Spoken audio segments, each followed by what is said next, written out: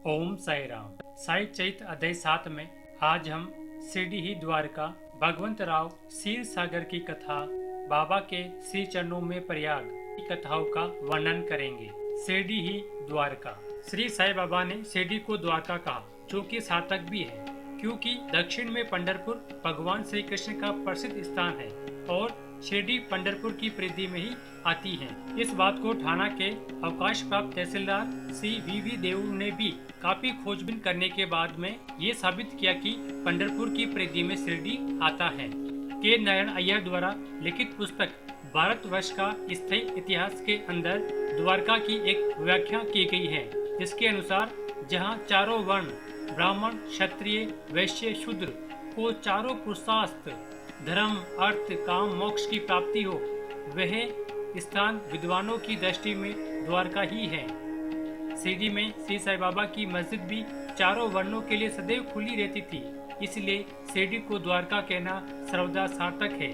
भगवंत राव क्षीर सागर की कथा।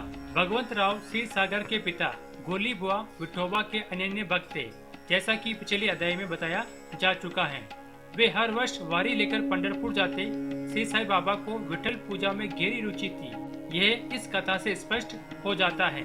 जब गोली बुआ का निधन हो गया तो उनके पुत्र भगवंत राव ने वारी, पूजा, श्रद्धा आदि कर्मों को त्याग दिया। एक बार जब भगवंत राव शिरडी पहुँचे तो श्री साई बाबा ने उनकी ओर देखते हुए अन्य भक्तों से कहा, इनके पिता मेरे घनिष्ठ मित्र थे, इसीलिए मैंने इन्हें यहाँ बुलाया है।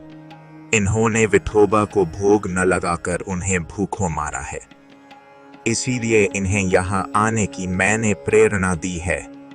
अब मैं इन्हें जबरन पूजा में लगा दूंगा।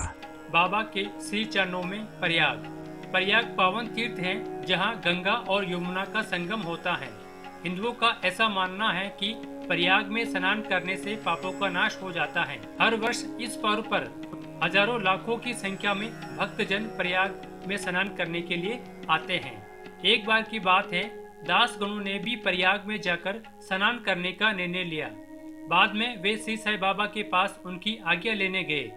तभी बाबा ने कहा, इतनी दूर व्यर्थ ही भटकने की क्या आवश्यकता है? प्रयाग तो यहीं शिरडी में पर है, मुझ पर विश्वास करो।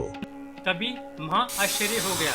दास गणों ने जैसे ही साई बाबा के श्री चरणों में शीश झुकाया, बाबा के श्री चरणों से गंगा यमुना की धारा बड़े तेज वेग से बहने लगी।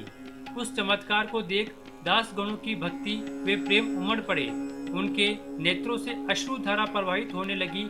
उन्हें अंत्य स्फूर्ति की अनुभूति हुई और उनके मुख से अनायास ही श्री साई बाबा की लीला का गुणगान होने लगा। इस प्रकार दास गणों ने श्री साई बाबा के चरणों से निकले पानी की धारा से प्रयाग स्नान किया। ओम साई नमो नमः।